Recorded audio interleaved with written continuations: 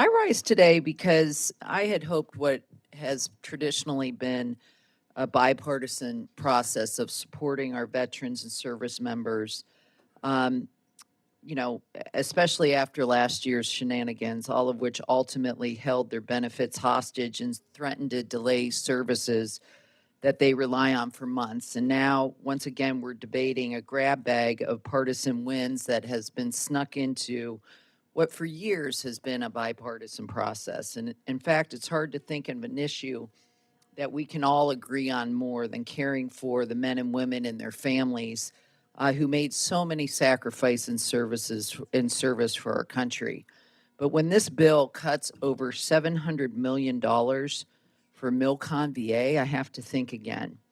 When I go back to Las Vegas and actually get a chance to speak to our service members and veterans, they want to know what we're doing for reliable, affordable housing, how we can improve medical care, especially access to mental health care, or how we can help them raise a family while serving our country.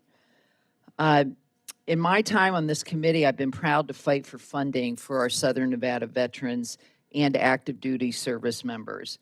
I wish that we could go back to discussing child care options for families on military bases, or how to secure housing for those who deserve just a roof over their heads.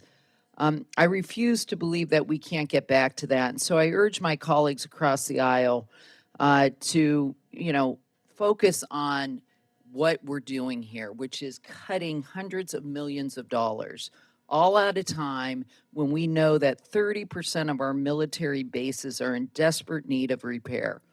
And if that's not bad enough, these provisions that have included to strip women of their health care options and freedom to make their own decisions. This is for women who have risked their lives to protect those very freedoms, and we shouldn't be taking away theirs once they come home.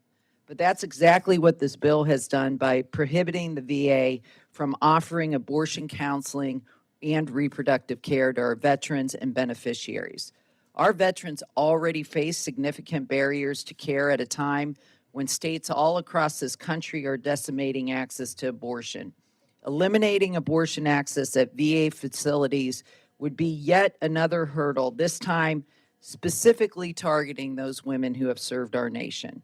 Since the fall of Roe v. Wade, we know that anti-choice extremists have been hell-bent on a nationwide abortion ban. And it's so sad to see that a bill that's meant for improving our military bases and getting veterans health care be used to take us one step further towards that goal.